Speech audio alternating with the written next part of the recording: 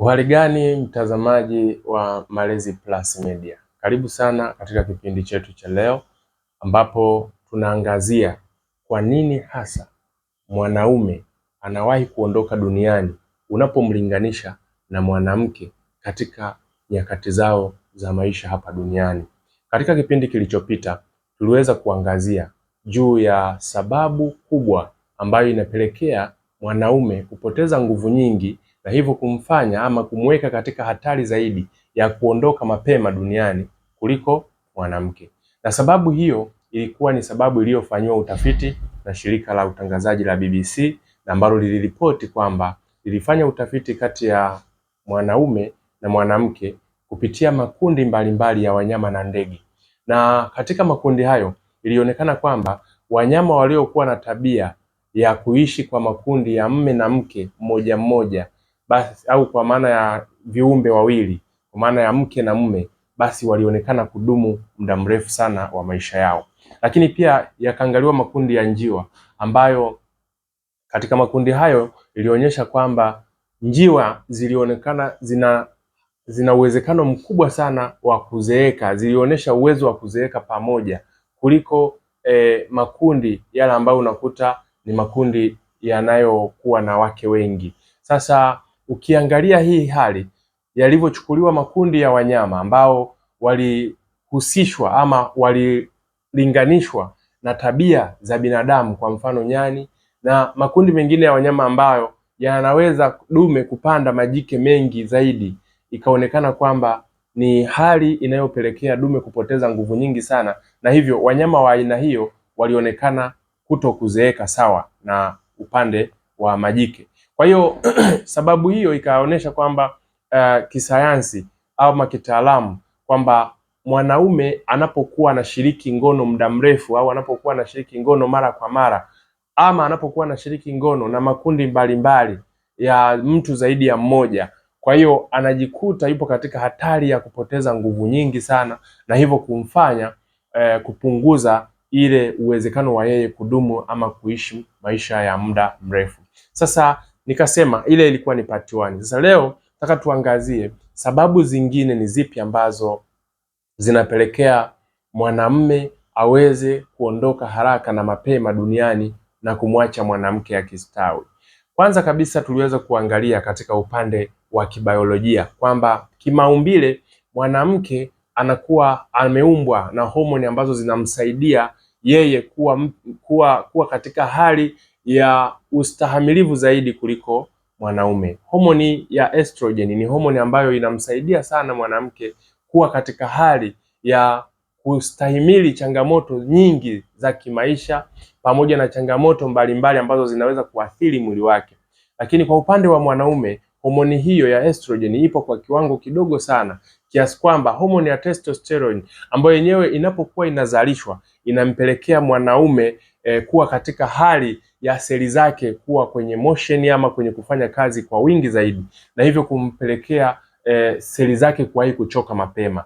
Na ndiyo maana watafiti walishawahi kufanya na wakasema kwamba mwanamume na mwanamke ukawafungia kwenye chumba kimoja, basi mwanamke anakuwa na nafasi kubwa sana ya kuishi muda mrefu kuliko mwanaume. Sasa utaweza kujiuliza pia, ambao ndio ulikuwa msingi wa swali katika kipindi kilichopita, kwamba kwa sababu gani sasa tusifikirie kufanya jitihada angalau wanaume nao wakaweza kuzeeka sawa na umri wa wanawake, hata kama pamoja na changamoto na mapungufu yote walionayo. Lakini tukagundua kwamba pia mwanaume anakabiliwa na changamoto nyingi zaidi tofauti na hizo ambazo zinaweza zikampelekea yeye akaondoka duniani mapema kuliko mwanamke. Lakini sababu hizo leo nitaenda kuzielezea.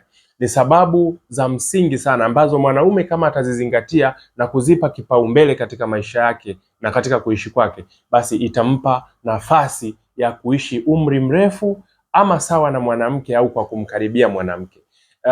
Sababu ya kwanza kabisa kubwa ambayo tunaiona kwamba mwanaume anakuwa katika hatari ya kupunguza umri wake wa kuishi ni changamoto za kimaisha. Changamoto za kimaisha zinasababisha mambo mengi ikiwemo msongo wa mawazo. Sasa kwa nini msongo wa mawazo unaweza kupelekea kuishi kwa mwanaume kukashuka zaidi katika umri wake, ni kwamba msongo wa mawazo una kawaida ya kuathiri hali ya kufikiri ya mwanaume, lakini pia msongo wa mawazo ni kitu ambacho kinamfanya mwanaume apunguze ile kasi yake, au mwili upunguze ile kasi yake ya kujilinda zaidi. Inazalisha hali ya hofu na mashaka, vitu ambavyo vinapelekea kudhoofisha seli za mwili wake. Sasa mwanaume anapokuwa katika hali ya msongo wa mawazo, na wanaume msongo wa mawazo unasababishwa na vitu mbalimbali. Kwa mfano, changamoto za mahusiano na ndoa. Changamoto za mahusiano na ndoa ni vitu vinavyomfanya mwanaume apitie katika hali kubwa ya msongo wa mawazo na awe na mawazo mengi sana, kwa sababu anajiona kama ni mtu anayepambana kutafuta mali na fedha kwa ajili ya familia yake, ama kwa ajili ya kukidhi mahitaji muhimu kwa familia yake, lakini wakati huo huo anakumbana na changamoto zinazosababishwa na mke wake. Kwa hiyo katika mazingira kama hayo, mwanaume anakuwa kwenye presha kubwa sana ya msongo mawazo ambao kidogo kidogo unamtafuna mpaka kumdhoofisha, na mara nyingi wapo wanaojiua, lakini wapo ambao wanakufa kwa sababu ya kupoteza ladha ya maisha, na mwisho wa siku hata wakati mwingine kushindwa kula vizuri, kushindwa kujijali, na wakati mwingine kuwa katika hali ya kukata tamaa na kushindwa kutimiza malengo makubwa ambayo yangeweza kuwapa uhakika wa maisha yao ya baadaye.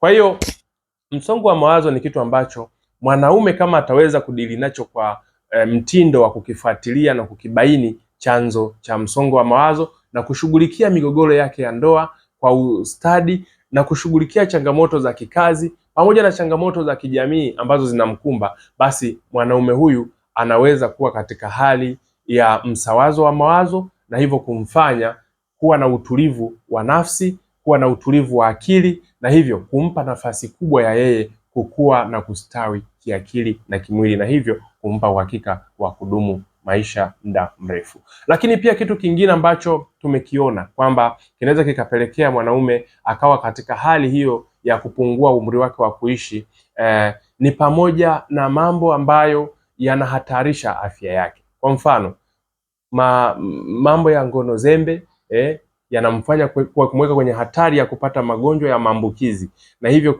kupelekea kupunguza umri wake wa kuishi au kumweka katika hatari ya kupunguza umri wake wa kuishi. Matumizi ya pombe kupindukia, pombe zilizozidi kiasi kwamba mwanaume anakuwa analewa kiasi cha kuathiri na kumweka kwenye hatari hata ya kupata ajali au kukumbwa na madhara mengineyo ambayo yanatokana na kuondoka kwa ufahamu wake baada ya kutumia vileo vikali. Lakini pia vileo hivi vikali vina kawaida ya kuathiri mfumo mzima wa usafishaji wa sumu mwilini. Kwa hiyo mwanaume anapokuwa katika hali ya matumizi ya pombe kali, dawa za kulevya, uvutaji wa sigara na tumbaku kwa muda mrefu, ni mambo yanayoathiri moja kwa moja mwili wake na hivyo kumpunguzia siku zake za kuishi. Lakini pia kitu kingine kinachoweza kumhatarisha mwanaume ni mazingira hatarishi ya kazi, kwamba wako wanaume ambao wanafanya kazi za hatari, wakati mwingine zinakuwa zinaweka hatari zaidi kwenye uhai wao, lakini pia zinaweka hatari zaidi kwenye namna ya mazingira yao ya kuishi. Sasa kitu kingine ambacho kinatazamwa kama changamoto kubwa inayomkabili mwanaume na kumweka kwenye ramani ya kutoweka mapema kuliko mwanamke ni pamoja na yeye mwenyewe mwanaume kujichukulia katika mazingira ya kuto kukubali madhaifu yake.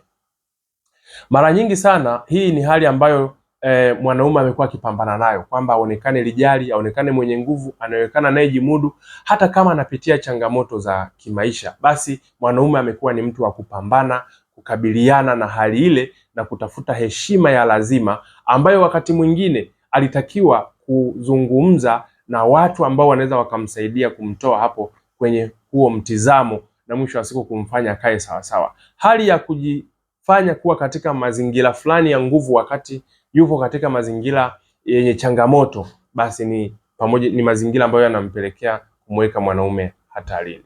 Lakini pia ziko changamoto zingine, mfano kutokuwa na utaratibu wa kusali. Unajua swala la kusali na swala la kiimani ni swala ambalo linakuwa linakukutanisha kati ya wewe na Muumba wako, na mara nyingi mtu anaposali anakuwa anazungumza, anakuwa anaongea. Kwa hiyo katika hali ya kuzungumza tu ni hali pekee inaweza kumfanya mwanaume aweze kuweka sawa akili yake, aweze kuweka sawa mwili wake, na aweze kupata hali ya tafakuri, na mwisho wa siku kujikuta katika hali ya msawazo wa msongo wake wa mawazo. Na ndiyo maana unaona wanawake wengi sana ukienda kwenye nyumba za ibada wamejaa kuliko wanaume. Wanaume wanaonekana wako bize na maisha zaidi kuliko kuzingatia mambo kama hayo. Sasa ni vitu ambavyo vinamfanya mwanamke anapokuwa katika hali hiyo ya kuomba, ya kuabudu, kumlilia Mungu, ni pamoja na mambo kadha wa kadha ambayo yanamuunganisha kiimani, sijui mifungo na kadhalika, ni vitu vinavyomfanya mwanamke astahamili changamoto zinazomkabili ambazo